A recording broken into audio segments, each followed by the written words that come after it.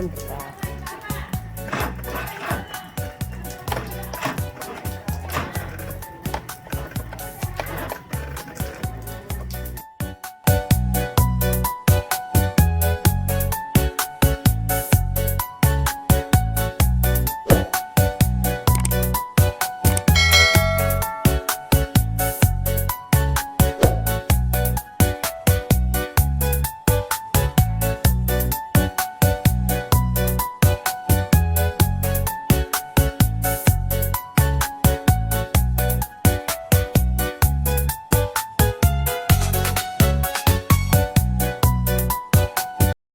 இப்போ பேட்டரி கழட்டி செக் பண்ணி பார்த்தோம்னா 9.84 இருக்குது.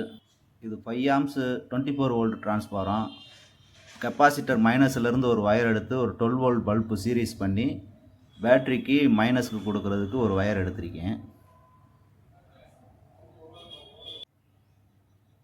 கெப்பாசிட்டர் ப்ளஸ்ஸிலேருந்து ஒரு வயர் எடுத்து பேட்டரி ப்ளஸ்ஸுக்கு கொடுக்கறதுக்கு ஒரு வயர் எடுத்திருக்கேன். கெப்பாசிட்டர் ப்ளஸ்ஸிலேருந்து ஒரு வயர் வர இடத்துல அந்த வயர் எடுத்து பேட்டரி ப்ளஸ்ஸில் மாட்டிடுவோம்.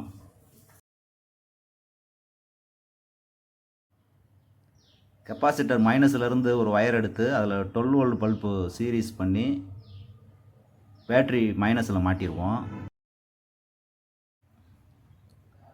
இப்போ பவர் சப்ளை கொடுத்து ஆன் பண்ணி பார்ப்போம்.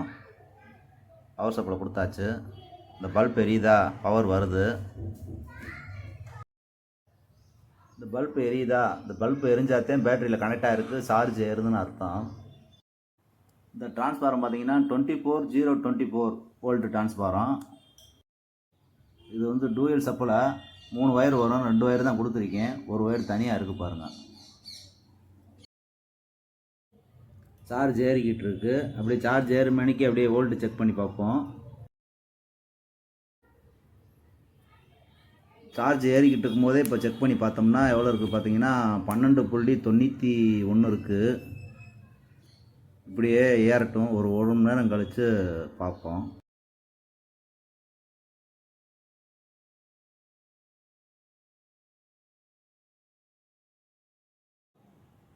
ஒன் ஹவர் ஆயிடுச்சு. இப்போ வோல்ட் எவ்வளோ இருக்குன்னு செக் பண்ணி பார்ப்போம். ஆன் கண்டிஷன்லேயே அப்படியே எவ்வளோ இருக்குன்னு செக் பண்ணி பார்த்தா 15.56 இருக்குது. வயரை கழட்டி விட்டு செக் பண்ணி பார்ப்போம். 13.41 இருக்குது. வாங்க வண்டியில் போட்டு செக் பண்ணி பார்ப்போம்.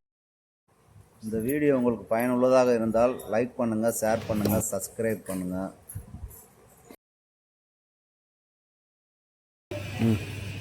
பட்டணம்